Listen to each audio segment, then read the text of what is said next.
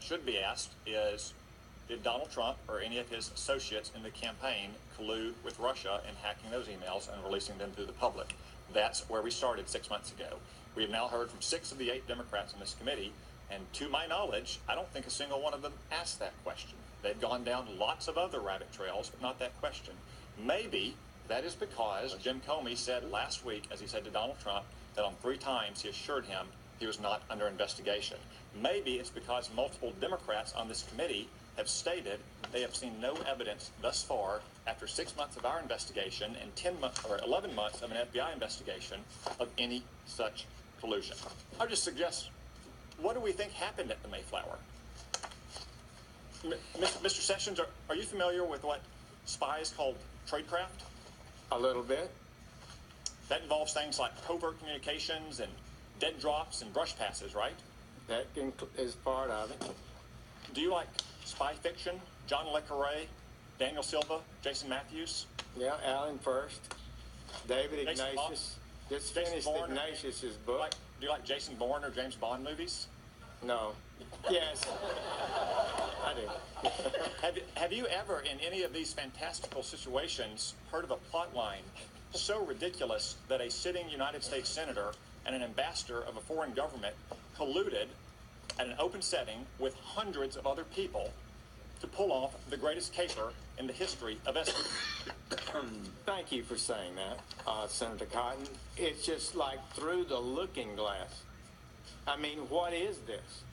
I explained how, in good faith, I said I had not met with Russians because they were suggesting I, as a surrogate, had been meeting continuously with Russians. I said I didn't meet with them.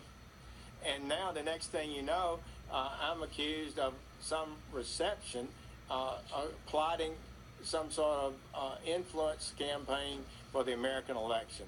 It's just beyond my capability to understand, and I really appreciate, Mr. Chairman, the opportunity at least to be able to say publicly, I didn't participate in that and know nothing about it. And I gather that's one reason why you want to testify today in public. Last week, Mr. Comey, in characteristic, dramatic, and theatrical fashion, alluded ominously to what you called innuendo, that there was some kind of classified intelligence that suggested you might have colluded with Russia, or that you might have otherwise acted improperly. You've addressed those allegations here today. Do you understand why he made that allusion? Actually, I do not. Nobody's provided me any information. Thank you. My time is limited. I have a lot of questions. Mr. Blunt asked you if you had spoken in response to Mr. Comey's statement to you after his private meeting with the president on February 14th or February 15th. You said that you did respond to Mr. Comey. Mr. Comey's testimony said that you did not. Do you know why Mr. Comey would have said that you did not respond to him on that conversation with you on February 14th or 15th? I do not. It was a little conversation, not very long, but there was a conversation, and I did respond to him, perhaps not to everything he asked, but I did respond to him, I think in an appropriate way. Do you know why Mr. Comey mistrusted President Trump from their first meeting on January 6th? He stated last week that he did, but didn't state anything from that meeting that caused him to have such mistrust, to believe. I'm not able to speculate on that. Let's turn to the potential crimes that we know have happened. Leaks of certain information. Here's a short list of what I have. The contents of alleged transcripts of alleged conversations between Mr. Flynn and Mr. Kislyak. The contents of President Trump's phone calls with Australian and Mexican leaders, the content of Mr. Trump's meetings with the Russian foreign minister and the ambassador, the leak of the Manchester bombing suspect's identity and crime scene photos, and last week, within 20 minutes of this committee meeting in a classified setting with Jim Comey, the leak of what the basis of Mr. Comey's innuendo was.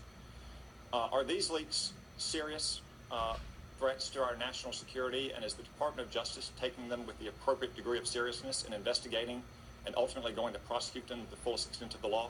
Thank you, Senator Cotton. We have had one successful case very recently in Georgia. That person has been denied bail, I believe, and is being held in custody. But some of these leaks, as you well know, are extraordinarily damaging to the United States security.